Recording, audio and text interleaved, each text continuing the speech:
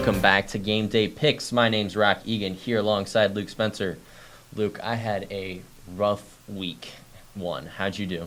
Yeah, a little bit shaky for me too. I ended up, my prediction record was 8-8. Not bad, definitely a little bit respectable, but hoping to do better this upcoming week. I wasn't quite as good, 6-10 for me, but look, I have excuses. Let's talk Monday night's game. It was a nail biter all the way to the end. What'd you think about that? Were you watching that game? Yeah, I definitely watched it. You hate to see Aaron Rodgers go down as early as he did. We were all looking forward to seeing how he would do in a Jets uniform, and now obviously he's out for the season with an Achilles injury, and you never know. I mean, we don't know what we're going to see from the Jets looking forward. I agree, but look, how about that running back for the Jets? 127 yards over 10 carries. Yeah. That game shouldn't have been that close with some of those numbers. Let's talk Sunday night. Way missed on that one. Biggest blowout of the week. Giants 40 and Cowboys 40, Giants 0. And there were a lot of other close games this week. Raiders Broncos 1 point difference. Saints and Titans also 1 point difference. And of course, your Lions on Thursday night edged out those Chiefs by 1. Definitely. And not even to mention that scoregami we had last week from Mr. Q's Ravens, 25-9. First time that's ever happened.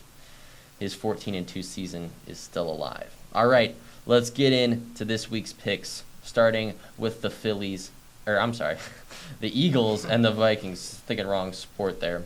Look, both teams had good games last week. The Eagles beat your Patriots there, Luke, but the Vikings lost to the Buccaneers. It was a close game, but I said it last week, and I'll say it again. Jalen Hurts to A.J. Brown. There's no doubt that they used it last week, averaging 11.7 yards per carry for Brown. I think they'll stick with it. Also, Vikings linebacker Marcus Davenport still out with ankle problems. We'll see if that status changes all and if that'll affect the game this week. Who do you got? Yeah, I've got the Eagles too. They looked great last week. The Vikings really didn't. Pretty easy pick for me here. All right, let's talk Bucks Bears. I'm going with the Bucks. I know that the Bears didn't look too hot last week against the Packers, but I was impressed with the Buccaneers. What are you thinking? Yeah, I've got the Bucks too. Baker Mayfield, I had very low expectations for him going into Week 1, but he actually looked pretty good against the Vikings. But this Bucks defense is really what's going to need to step up to stop Justin Fields and the Bears offense. I got to agree with you on that. All right, Packers, Falcons. Again, I'm taking the Packers. They're minus 1.5 on the spread. I think they'll have an easy time covering that. Both these teams 1-0 after last week. Who do you got? Yeah, I've got the Packers too. Jordan Love looked incredible against the Bears last week, and he's honestly looking like the new Aaron Rodgers. That was his first game as the full-time starter, and the Falcons, on the other hand, did not look very good, especially in the passing game. Their best wide receiver, in my opinion, Drake London, 0 catches last week against the Panthers. That's rough. All right, Colts, Texans. These two teams played horrible games last week, and it's hard to watch, and it's so hard for me to root for the Colts, but I think they can beat the Texans' defense, which allowed 25 points against Mr. Q's Ravens. His 14-2 season still alive, like I said. Let's talk Richardson. He had 223 passing yards, 97 of those to Pittman. I don't think the I don't think the Texans are gonna be able to stop that this week. Yeah, I'm gonna have to agree with you. I've got the Colts too. It's a matchup of the rookie QBs, Anthony Richardson versus C.J. Stroud. I think Richardson looked a lot better in Week 1. Obviously, he played a pretty decent game, kept it close with a good Jaguars team. The Texans, Stroud, he showed less flashes. He was sacked 5 times in Week 1. The Texans are going to have to fix that if they want to have success in the future. Let's move on to Lions, Seahawks. The roar is back. What'd you say? Return to the roar? Restore the roar. Restore the roar. Yeah, I'm not on for that. I'm still going Seahawks. I have faith that eventually this Lions team's going to crumble. I think I'm just going to keep picking against that until that happens. I'm going to have to go against you here. I've got the Lions. They looked great against the Chiefs. Their running back tandem of David Montgomery and Jahmyr Gibbs definitely gave that Chiefs defense problems. The Seahawks did not really impress on either side of the ball against the Rams. I mean, losing to the Rams without Cooper Kupp is definitely a problem. And Geno Smith, the quarterback, only 112 passing yards last week. You make a solid point, but Luke, it's Detroit. It's Detroit. Like, all right, let's move on. Chargers, Titans. Look, Titans barely got edged out last week. I think that the Saints played a good game. I think the Titans can come back, beat this Chargers. Chargers 0-1, lost to the Dolphins. Again, a close game, but I'm still going Titans. Yeah, I'm going with the Chargers here. I was very impressed with their offense against the Dolphins in Week 1, even though their defense did not show up. Austin Eckler, their running back, 150-plus total yards. And hopefully this defense can gain some confidence against the Titans because their offense did not look great. Ryan Tannehill, 3 interceptions in Week 1. That's rough. All right, Bengals, Ravens. What are your thoughts here, Luke? Yeah, I've got the Bengals here. Despite how they played last week, Joe Burrow, my MVP prediction, did not play like an MVP. 82 passing yards, and the Bengals only scored 3 points. That is definitely a cause for concern. But Lamar Jackson on the Ravens didn't look great either, and they lost their starting running back, J.K. Dobbins. He is out for the year now with an Achilles injury. So it's this week. It's a question of which QB will step it up, and I think it's going to be Joe Burrow. I'm going to have to agree with you on that. I think the Ravens' loss could be detrimental, especially with the state of Lamar Jackson from last week. So 2 Achilles injuries, Week 1. That's no bueno for the NFL. Definitely not. All right, let's talk Bills, Raiders. I got the Bills. It's a big point spread. Bills, negative 8.5. I think they'll come on top. They had a close game Monday night. I'm still incredibly upset about that. But the Raiders, they played well, but also a close game. What do you think? Yeah, I've got the Bills too. Josh Allen, one of the quarterbacks who going into the year, people are like, is this the year that he could win the MVP? Again, I think it is. He had 4 turnovers. I mean, 3 interceptions and a lost fumble, and he was quoted as saying, I cost our team tonight, and I think he knows how bad he played, and he knows how he can fix that. I got the Bills this week. All right. Chiefs, Jags. I'm going Chiefs. Look, rough game last week for the Chiefs. Really rough game last week for the Chiefs losing to the Lions. But I think they'll come back. I think they'll bounce back. And the Jags beat the Colts. Like, I'm a Colts fan, but you can't be super excited beating the Colts. It's not that big of a deal. Yeah, I think this is going to be the game of the week. I mean, you've got Mahomes versus Trevor Lawrence, but I've got the Chiefs. Travis Kelce, hopeful to return from his hyperextended knee, and Chris Jones, their defensive player who was holding out for a new contract, he got that contract earlier this week. So they're going to be back at full strength, and I think that they'll beat the Jags. Luke, do you think that those 2 players would have made the difference Thursday night for the Chiefs? Honestly, yes. I mean, a guy like Travis Kelce, you saw how many drops the Chiefs receivers had.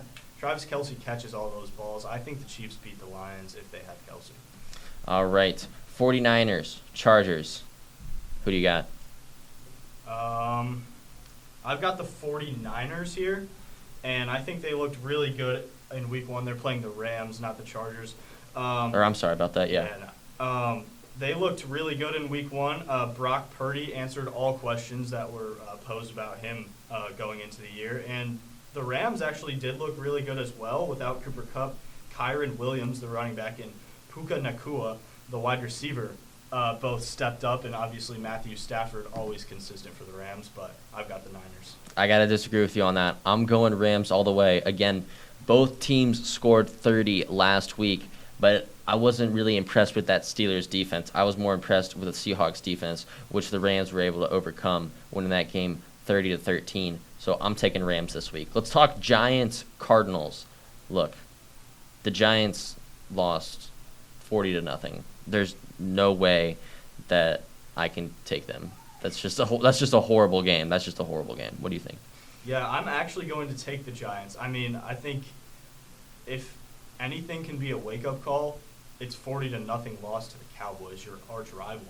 I mean, Daniel Jones desperately needs to play a good game if he wants to have the faith of these Giants fans and even his own teammates. And there's no better way to bounce back than to play the Cardinals. I mean, in my opinion, they're the worst team in the league on paper. All right, here's my big game of the week. Jets, Cowboys. This might be the only time all year you see me pick the Jets, but I was honestly impressed how they overcame Rodgers going out there in the first quarter. The spread, -8.5 for Dallas, but I think this game's going to be much closer. I mean, if we look at the past 3 times that these two teams have played, the Jets won 24-22, 19-16, and 27-24. Those were the past 3 times. Now, does Micah Parsons make a difference? Yes, but Hall also does too. I mean, he rushed for 12.7 yards a carry, and I think that they stick with Zach Wilson, and I think they'll take the win. Not to mention the Jets' defense. They forced three interceptions on Monday against the Bills. I think that could be deadly to Dak Prescott. Yeah, I've got the Cowboys here. I mean, the Jets squeaked by the Bills, but Zach Wilson is not the key to success for them. He's proven it in the past that he is not a quality starter in this league. And the Cowboys need to step it up on offense. Their defense was really what carried them to that 40-0 win, but I think their defense will be too much for Zach Wilson, but they need to step it up on offense if they want to have success later in the year. I think I'm just still in awe of that touchdown catch Zach Wilson made Monday night. That was incredible. Yeah. All right, let's move on. Broncos, Commanders. Who do you got here? I've got the Commanders. They did not look great. Actually, neither of these teams really looked great last week. The Commanders almost losing to the Cardinals. But Sam Howell, the Commanders QB, I think he needs to get the ball to Cathedral grad Terry McLaurin. He needs to get the ball to McLaurin more if this team wants to have success, and I think that's what will happen on Sunday. I got to disagree with you. I know Denver got edged out last week by Garoppolo and the Raiders, but I think that they'll be ready to come back. Spread's -3.5. I think the Broncos have a shot here, beating the Commanders, beating Howell. Let's move on. Dolphins, Patriots. Again, I think that this could be a big game. Let's start with the Dolphins passing last week. They beat the Chargers 36-34, passing for 466 yards and 3 touchdowns. That's pretty good, not to mention the Dolphins' defense, although they allowed 34, only a 69.7 completion rate compared to the 316 yards that Mac Jones threw for on Sunday. I don't know how that's going to play out, but I'm going to go Dolphins. Yeah, I'm going Patriots. Like I said last week, I don't think you'll ever see me pick against them. They looked really good last week, aside from an early Mac Jones pick 6. He threw for 300-plus yards, like you said. But Tua Tagovailoa, he looked like an MVP QB. Tyreek Hill looks like an Offensive Player of the Year candidate. But I think these Patriots DBs will slow them down. I got to disagree. Again, I said it before, Dolphins, and I just don't think that the Patriots have the defense to overcome this Dolphins offense, scoring 36 points last week. All right, let's talk Monday Night Football. We got 2 games this Monday. Saints, Panthers, and Browns, Steelers. Who you got for the Saints, Panthers? I've got the Saints. They looked really good, especially on defense last Sunday, picking off Ryan Tannehill 3 times, and I think they're going to overwhelm this rookie QB, Bryce Young, for the Panthers. I got to disagree with you. I know I said it last week, Bryce Young, he's my pick for offensive rookie of the year. I know he had a rough week last week against the Falcons, but I think he'll bounce back. I think that they can take down this Saints defense, and I think Bryce Young might be the key. Let's talk Browns, Steelers. I got to take the Steelers. I don't really like the Browns. I know they edged out the Bengals last week, but I think that was just mental errors from Joe Burrow. And I think that the Steelers have a good shot at winning this game here. What do you think? Yeah, I've got the Browns. They looked okay in Week 1. Definitely looked a lot better than the Steelers, though. The Steelers, I think they had 1 yard or something like that going into halftime. I mean, that just can't happen. And now their best receiver, Deontay Johnson, out this week. They may be even worse. I don't even know how that's possible, but it might happen. Deshaun Watson, though, he needs to step up if the Browns want long-term success. All right. Well, that's going to be it for this week's Game Day picks. My name's Roch Egan. And my name is Luke Spencer. And we'll see you guys next week.